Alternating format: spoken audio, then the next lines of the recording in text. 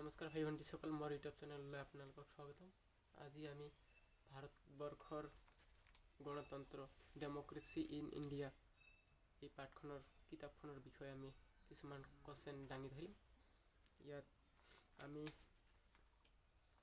Political science RG BA 5th চেমৰ কিতাপখনৰ কিছুমান কোৱেশ্যনৰ এনচাৰ দাঙি ধৰিম। শৰ্ট কোৱেশ্যনবোৰ। প্ৰথম কোৱেশ্যন, 1 নম্বৰ কোৱেশ্যন হৈছে গণতন্ত্ৰ শব্দটো কোন শব্দৰ পৰা আহিছে?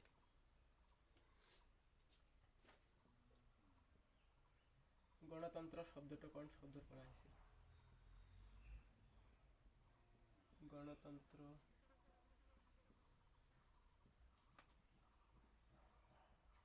শব্দটো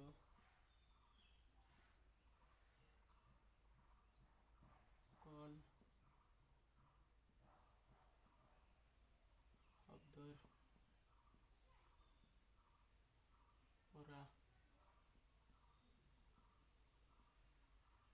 আহিছে?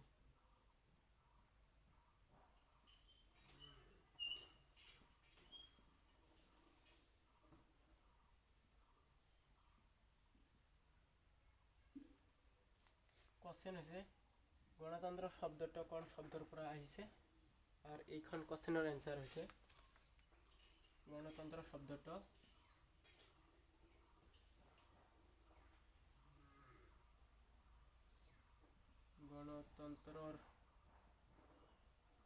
গণতন্ত্ৰৰ ইংৰাজী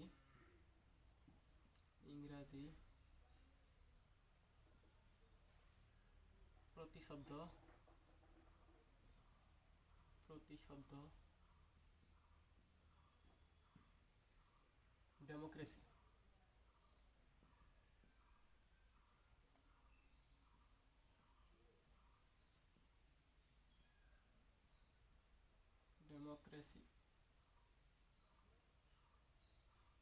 ডেমক্ৰেচি।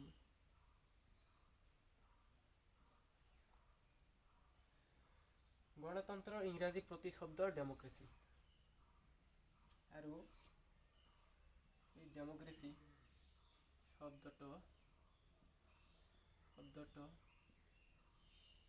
গ্ৰীক ভাষাৰ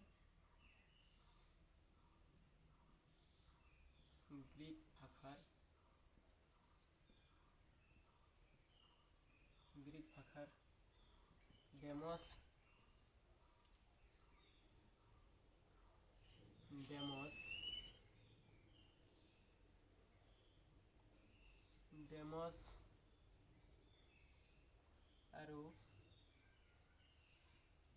আৰু ক্ৰেটিছ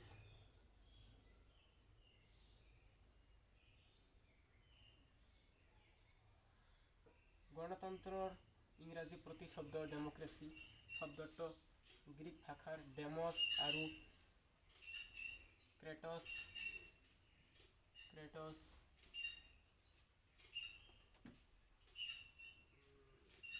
শব্দৰ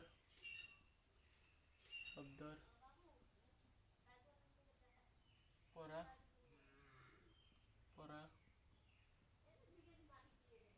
আহিছে।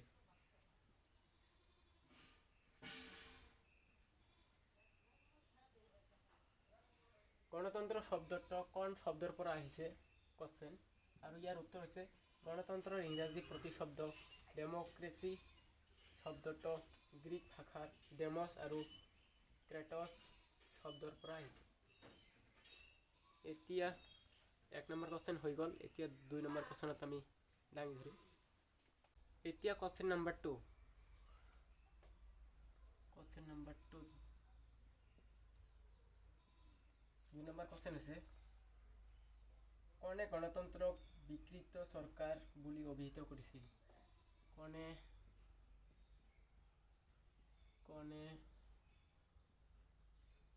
গণতন্ত্ৰক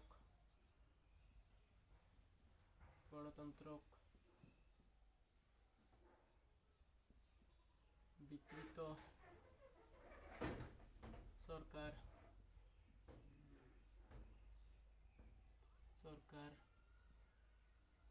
বুলি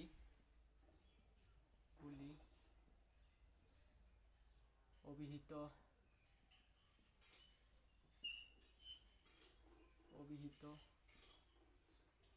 কৰিছিল।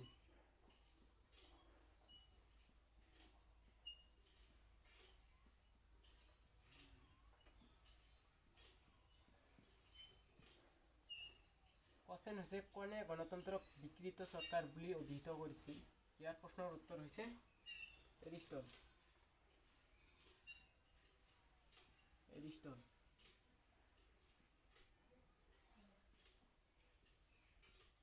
তেতিয়া আমি এনসাৰ লিখিব লাগিব এৰিষ্টটল বুলি। এতিয়া 2 নম্বৰ কোৱেশ্চন হৈ গ'ল। এতিয়া আমি 3 নম্বৰ কোৱেশ্চন লিখিম। এতিয়া কোৱেশ্চন নম্বৰ 3 নম্বৰ কোৱেশ্চন হৈছে গণতন্ত্ৰ সম্পৰ্কে দিয়া আব্ৰাহাম লিংকনৰ সংজ্ঞাটো উল্লেখ কৰা। গণতন্ত্ৰ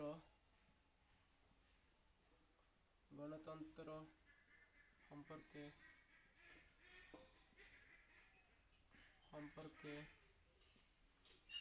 দিয়া আব্ৰাহাম লিংকন কোন আছিল? আমেৰিকাৰ ৰাষ্ট্ৰপতি আছিল। আব্ৰাহাম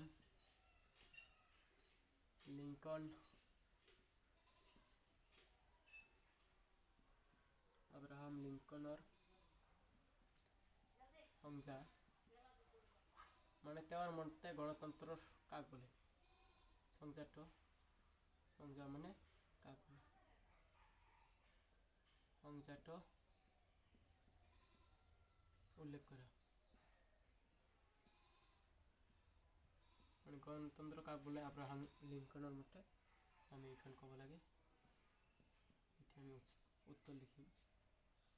উত্তৰ আব্ৰাহাম লিংকনৰ মতে, কাৰণ আমাক আব্ৰাহাম লিংকনৰ মতে লিখিব কৈছে, আমি এতিয়া লিখিম আব্ৰাহাম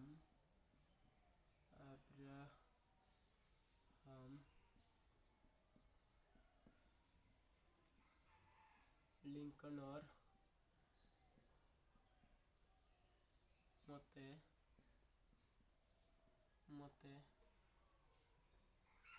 এতিয়া লিখা হৈছে। এতিয়া ফিল লিখিম গণতন্ত্ৰ হ'ল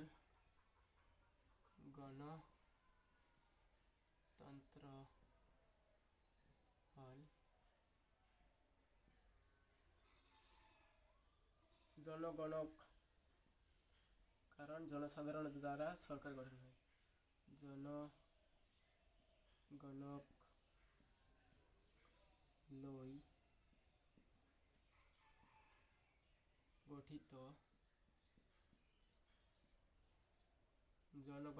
গঠিত জনগণৰ দ্বাৰা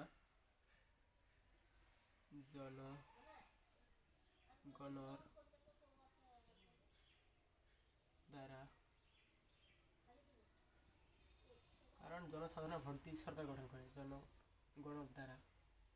আৰু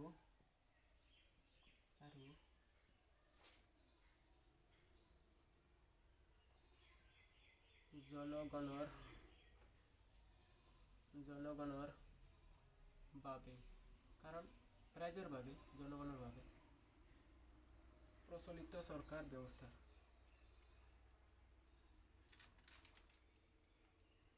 পৰিচালিত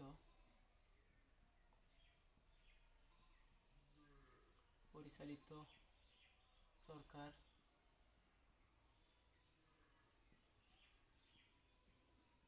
ব্যৱস্থা।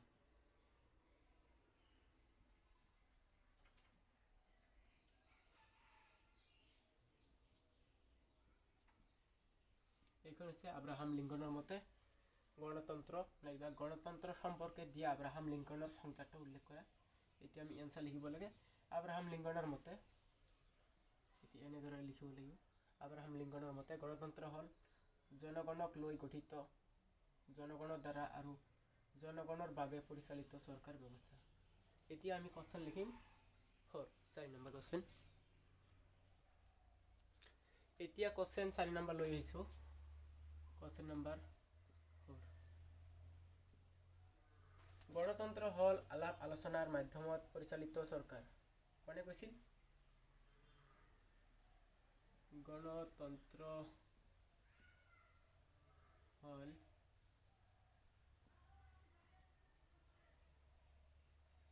আলাপ মানে গল্প, আলোচনা মানে যুক্তি, আলোচনাৰ মাধ্যমত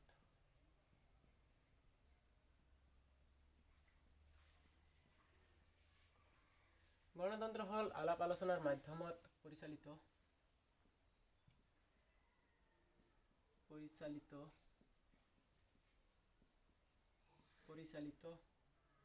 চৰকাৰ।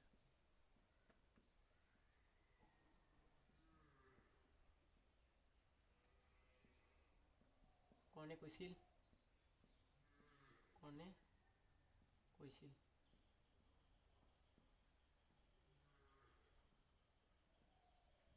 তেতিয়া আমি এনসাৰ লিখিব লাগিব। কোনে কৈছিল গণতন্ত্ৰ হ'ল আলাপ আলোচনাৰ মাধ্যমত পৰিচালিত চৰকাৰ? বাৰ্কলিৰ মতে, বাৰ্কাৰ। তেতিয়া আমি লিখিব লাগিব বাৰ্কাৰ।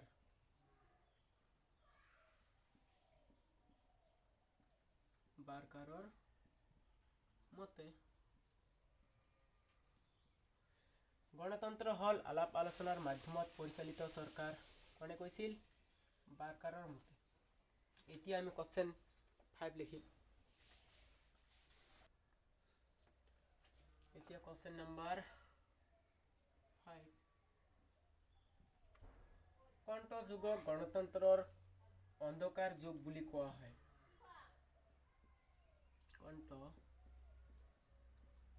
কোনটো যুগক গণতন্ত্ৰৰ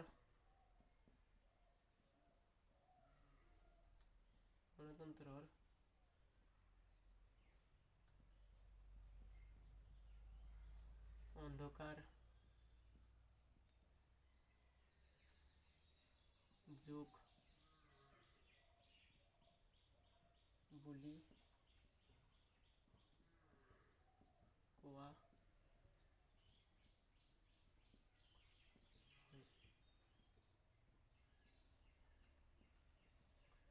কোনটো যুগক গণতন্ত্ৰৰ অন্ধকাৰ যুগ বুলি কোৱা হয়? মধ্য যুগক।